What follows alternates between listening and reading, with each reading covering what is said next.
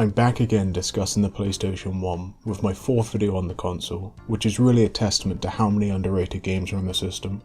If you haven't seen one of my videos before, I'm going to briefly discuss some of the unique or outstanding qualities of each game, while showcasing some footage of generally what you'll be doing in the game. Without any further ado, Panzer Bandit. Panzer Bandit is a side-scrolling beat-em-up from Phil, who are utilising the same engine as their remake of Mad Stalker, which I've covered in a previous video. The two games are very similar in gameplay, which results in Panzer Bandit feeling more so like a full-blown fighting game than a beat-em-up. This is exhibited in areas such as the really delayed and satisfying hitstun, the emphasis on grappling, and the sheer variety of attacks you can perform. Though not as varied as Mad Stalker, which saw you play as a mech, so it benefited from incorporating more ranged attacks. Though to an extent, the lack of ranged weapons results in Panzer Bandit having a greater skill ceiling, as it encourages good spacing and crowd management, something also encouraged by the introduction of multiple planes to jump between. Also introduced in this game is the option to select your character and stage.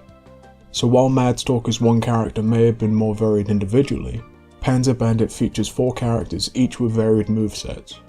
Unfortunately, the character art is not really that consistent, and the backgrounds often don't look that great. There's generally a lack of cohesion in the art design, which is especially noticeable when compared to Mad Stalker, which seemed to benefit from being a remake of an earlier game. Panzer Bandit is still very enjoyable to play and amongst the best beat-em-ups on the PlayStation. Breakout. Okay, so maybe a bit of a guilty pleasure from my youth. Breakout for the PlayStation 1 is as good as any Breakout game, really. The power-ups aren't spectacular, the stages are kinda small. It's not a great looking game, it's definitely one of those awkward early 3D games. But what's so charming about the game is the weird effort to personify the paddles. During cutscenes, the paddles stand upright and provide a context as to why you're breaking blocks in a certain location. I think I need to add greater emphasis to the fact that the paddles stand upright. They have faces. The game has cutscenes with subtitled dialogue because the paddles talk to each other in their own little language. It's just ridiculous. It's so silly, yet I have to admit I find it really endearing. And though basic, this is a competent Breakout game. The same developer worked on Pong the Next Level for the PlayStation 1, and it has similar paddle mechanics. The gameplay is serviceable, arguably even good. It's just everything else that makes this game so compelling.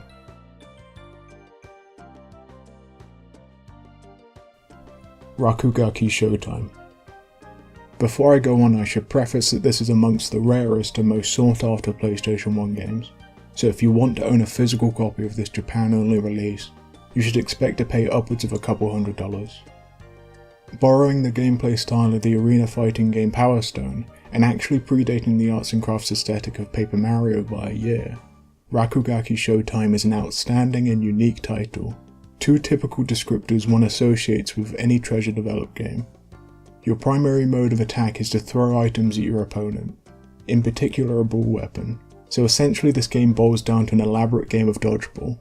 The camera is really excellent in how it follows the player, and moves dynamically depending on what's occurring during the match. This being Treasure's first game taking place in a 3D space, it's surprising how easy it is to follow, especially given how hectic the gameplay is. And despite this being a new gameplay style for Treasure, Rakugaki Showtime has incredibly refined gameplay that has a constant fast pace which is complemented by the charming animation and characters. Rakugaki Showtime is right at the tail end of when the company were at their most experimental with bizarre titles like Alien Soldier, Mischief Makers, Silhouette Mirage, and like those titles, it's unbelievable how Treasure are exploring a completely new avenue, yet mastering the genre. Rakugaki Showtime is so sought after because it's easily one of the best games for the PlayStation 1. Harmful Park. This is one of the more well-known games in this video, as its bizarre theming saw it receive coverage a few years back by numerous YouTubers, most notably JonTron, who, even though he typically takes a negative stance for comic effect, actually had favourable things to say about this game, which really speaks volumes as to how Harmful Park truly transcends its quirky exterior and becomes an actual quality shoot-em-up. Not to discredit the unique theme park aesthetic, it's definitely a great quality of the game. which facilitates for unique enemy designs and cartoony weapons you can equip. But underneath this is a thoroughly engaging shoot 'em up which utilises its strange theme to take the player to a variety of rarely explored locations, encountering some truly surreal bosses.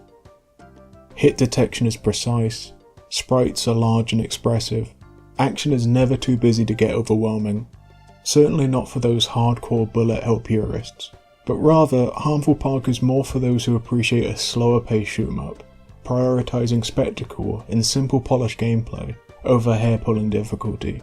Either style is good. I mean, I've covered bullet hell style shooters in the past. It's just rare that a shoot 'em up be so great that it's on the easier side. So to that effect, I'd say not only is this a great shooter, but an excellent introduction to the genre. Though it should be warned that, like Rakugaki Showtime, a consequence of Harmful Park receiving such favourable coverage on YouTube, coupled with its incredibly limited release in Japan, has resulted in it becoming perhaps the single most expensive PlayStation 1 game, and each year that goes by it seems to only be getting more expensive with the more attention it receives. Though it is a great game, honestly it's not worth the exorbitant prices that it's sold for online, so I'd try it on a different platform like the PSN store or on an emulator before buying a physical copy.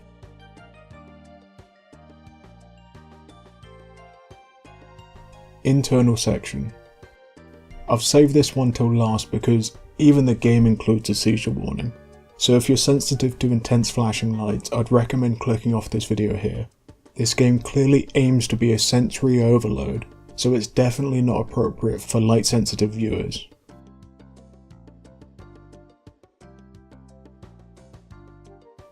Okay, now that they're all gone, onto the game. Very reminiscent of Tempest 2000 or that one mini game from GTA San Andreas. You know, at the bar, they crawl from Uranus. Yeah, if any of you remember that, you're cool. In internal section you rotate around what looks like an abstract vortex, firing at enemies who come from further up the track. Though Tempest 2000 essentially perfected the tube shooter genre, what's truly compelling about this game is the super intense and surreal presentation. This game pioneers a style of arcade game that only recently became popular with indie developers, with titles like Gauge and Velexabox, where there's a conscious effort to make the game challenging by evoking a kind of sensory overload with thumping music, flashing colours and constant obstacles to avoid.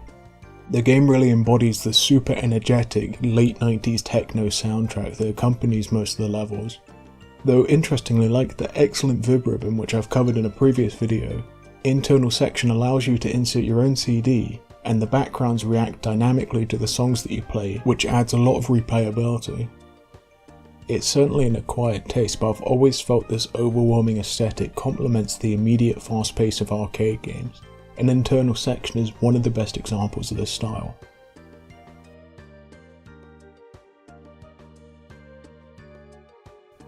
Thank you so much for watching. I really appreciate you spending some time with me today. Have a great day. Peace.